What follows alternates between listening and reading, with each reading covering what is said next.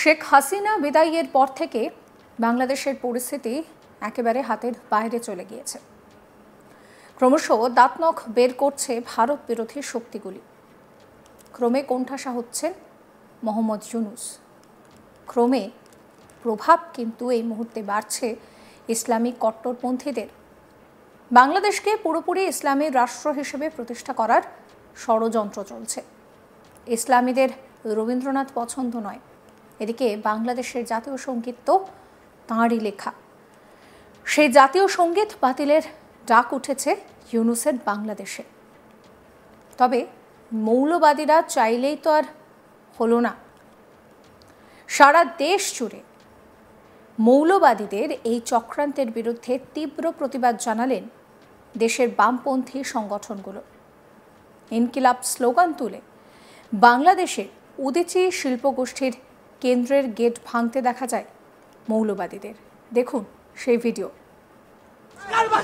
হুঁশিয়ারি করে বলতে চাই, বগুড়ার মাটি সহ মুক্তার মাটিতে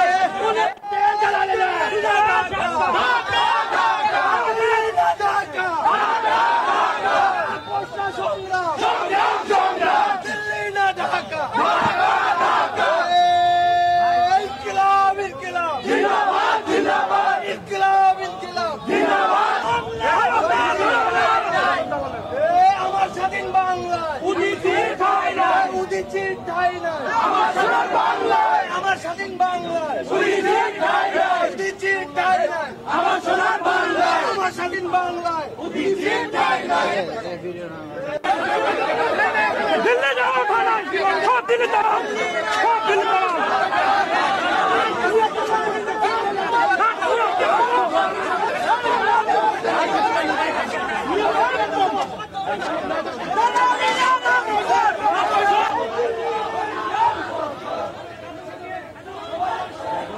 পরিষ্কার ভাষায় হুঁশিয়ারি করে বলতে চাই, বগুড়ার মাটি সহ মুক্তার মাটিতে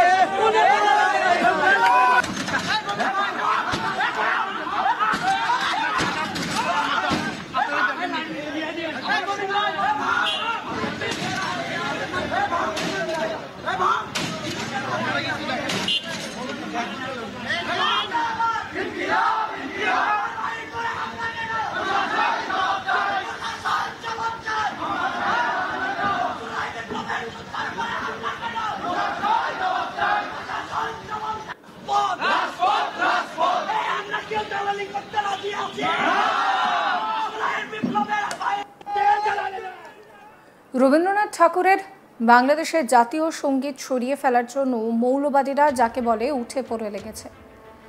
আর সেই ছবি আপনাদেরকে দেখালাম, যেখানে রবীন্দ্রনাথ ঠাকুরের জাতীয় সঙ্গীত বদলাতে রীতিমতো প্রতিবাদে নেমে পড়েছে মৌলবাদীরা। আসলে শেখ হাসিনার পরবর্তী সময় থেকেই এই ধরনের বিষয়ে সেখানে মাথা চারা দিয়ে উঠছে। রীতিমতন বাংলাদেশকে ইসলামী রাষ্ট্রে পরিণত করার একটা চেষ্টা চলছে।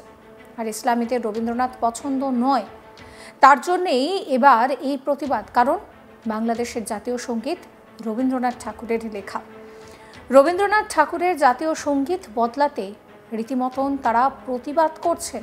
আরও একবার দেখাবো আপনাদের সেই ভিডিও।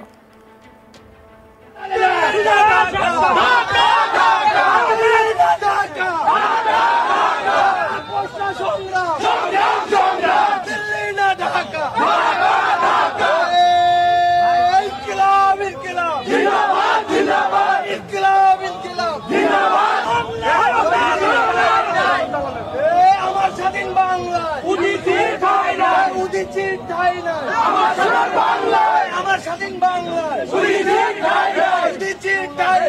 আমার সোনার বাংলায়, আমার স্বাধীন বাংলায়। দিল্লি যাও ভাড়া, সব দিল্লি যাও, সব দিল্লি যাও।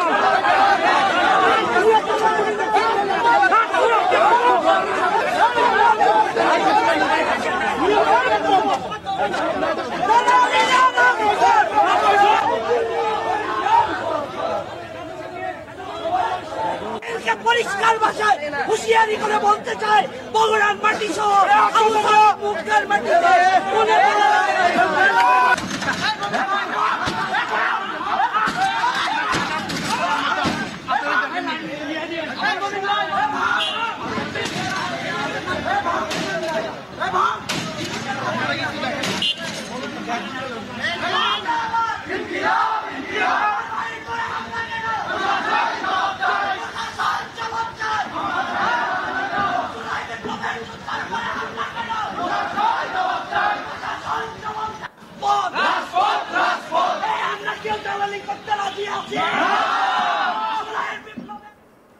বিক্ষোভকারীরা চায় আমার সোনার বাংলা গানটা নাকি বাংলাদেশের স্বাধীনতার অস্তিত্বের পরিপন্থী, তাই বাংলাদেশের জাতীয় সঙ্গীত বদলানো উচিত। শুধু রবীন্দ্রনাথ ঠাকুরের লেখা গান নিয়ে আপত্তি নয়, 1972 সালে বাংলাদেশের যে সংবিধান তৈরি হয়েছিল সেই সংবিধানও বাতিল করার দাবি জানিয়েছেন তিনি। সংবিধানের বৈধতা নিয়েও প্রশ্ন তোলেন তিনি। জামাতের উগ্র ইসলামপন্থীরা দল গঠন করে জাতীয় সঙ্গীত গাওয়ার জন্য লোকজনের ওপর আক্রমণ করছে। সবচেয়ে বেদনাদায়ক বিষয় হলো বাংলাদেশ সেনাবাহিনী, যারা গর্বের সঙ্গে নিজেদের দেশপ্রেমিক বলে দাবি করেন, তারা জামাতের মতন এই চরমপন্থী জঙ্গিদের আশ্রয় দিচ্ছে। বাংলাদেশের বগুড়া জেলার বাংলাদেশের উদীচী শিল্পগোষ্ঠীর কেন্দ্রের গেট ভাঙতে দেখা যায় মৌলবাদীদের, সেই সঙ্গে তারা ইনক্লাব বলেও স্লোগান দিতে থাকে। আরও একবার দেখুন ভিডিও।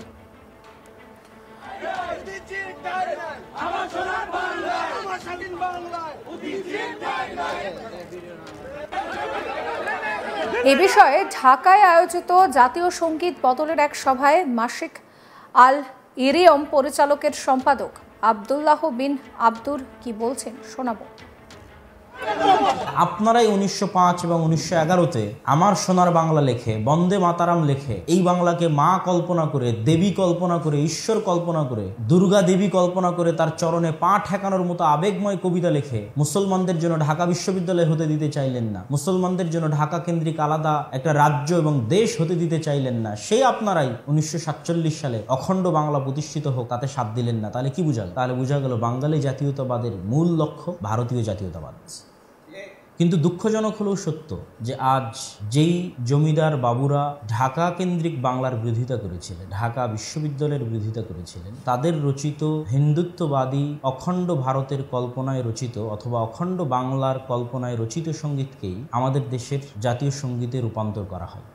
দৈনিক আজাদ 30 জুন 1967 সালের সংবাদ পড়ে দেখবেন যে তৎকালীন বাংলার আবুল মনসুর আহমেদ, সৈয়দ আলী আহসান, ফররুখ আহমেদ, তাদের মতো প্রথিতযশা কবি সাহিত্যিকরা এই বাংলার স্বাধীনতা এবং স্থিতিশীলতার জন্য রাজনৈতিক দৃষ্টিভঙ্গি থেকে রবীন্দ্রসঙ্গীতকে নিষিদ্ধ চেয়েছিলেন। এই জুলাই আন্দোলনেও রবীন্দ্রনাথ ঠাকুরের এই জাতীয় সঙ্গীত অপ্রাসঙ্গিক ছিল। এই ভিডিও সম্পর্কে আপনাদের মতামত জানাবেন। সমস্ত খবরের আপডেটের জন্য চ্যানেলটিকে সাবস্ক্রাইব করবেন, নোটিফিকেশন পেতে বেল আইকনে ক্লিক করবেন, ফলো করতে ভুলবেন না আজ তাক বাংলার হোয়াটসঅ্যাপ চ্যানেলও।